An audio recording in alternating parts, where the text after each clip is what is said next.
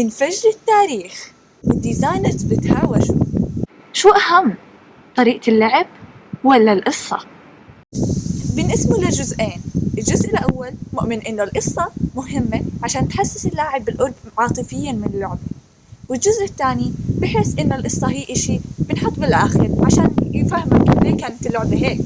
وبعدين الجزء الأول بيحكوا إنه اللعبة هي أصلاً مصنوعة عشان تورجي قصة. بعدين الجزء الثاني بيحكوا هي أصلاً إشي لهي اللاعب لما الجيم بتكون بتحمل، ويستمر القتال إلى ما لا نهاية.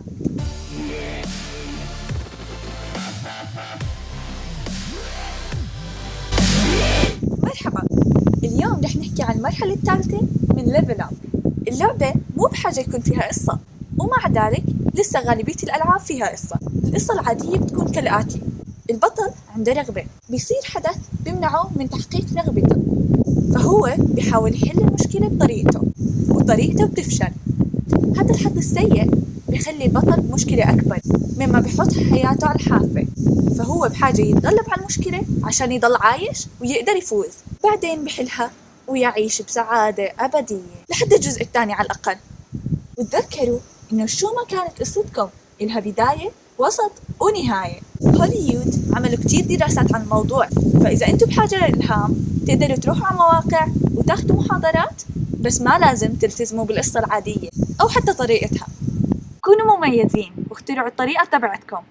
ممكن كمان تجربوا تشوفوا طريقة كتابة القصة بأغنية أو حتى قصيدة أو حتى كتاب تاني أو لعبة تانية. وأحسن شيء تشوفوا كتاب من ثقافة تانية. وتذكروا إنه اللعبة وسيلة تفاعلية، ما لازم تحولوها لقصة بس. إذا كانت الميكانيكية هي اللحمة، لعد القصة هي الملح. سكوت روجرز. هذا بيعني إنه الميكانيكية هي الطعم الرئيسي، بس انتوا بحاجة للملح كمان، وإذا زدتوا منه كتير رح تموتوا. بعض الألعاب ما إلها قصة أصلاً زي باكمان وتترس، ومع ذلك إلهم سرد هو ترتيب الأحداث اللي بألفه اللاعب. ديزاينر بحاجة يشوف كل السرد المحتمل ويضبطه بطريقة يكون ممتع. يعني هو إشي مستحيل تقريباً، بس عادي. بالرواية اللاعب هو البطل، والديزاينر لازم يشوف اللعبة من منظور اللاعب وينتبه لترتيب الأحداث والخبرات اللي بياخدها اللاعب عشان يقدر يربطه عاطفياً باللعبة. في لعبة اسمها Left 4 Dead، وهاي اللعبة بتستعمل نظام اسمه المخرج. هذا ذكاء اصطناعي بيتحكم بالقصة عن طريق إنه يشوف قد إيه اللاعب متوتر عن طريق نقطه وسرعته وهاي الأشياء، وبغير القصة حسب هيك. كل المطورين المستقلين ما عندهم هاي الأنظمة، هن بحاجة يعملوا القصة بأحسن ما يكون عندهم. كل شيء ممكن يكون لعبة، زي مستر موسكيتو مثلا، هي حشرة تمتص دم.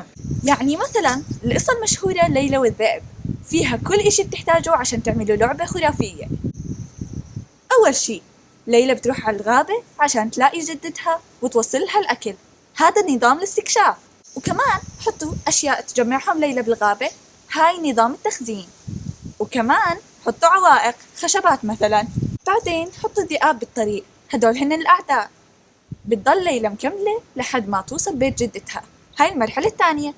تقعد تسأل جدتها الأسئلة المعتادة: أنفك الكبير، تمك الكبير، أسنانك كتار. بعدين تكتشف ليلى إنه جدتها هي الذئب، وهذا هو القتال النهائي، البوس فايت حتى الموت. دان دان دان. زي ما شفتوا حتى قصة كلاسيكية تتحول للعبة حماسية. سيارة الغاز بالأردن هي سبب يعني إنه كثير ناس انتحروا من الثورة. تعرفوا حكينا كتير اليوم، فخلص خلوا الباقي للجزء الثاني. اشتركوا بالقناة وحطوا لايك واعملوا شير.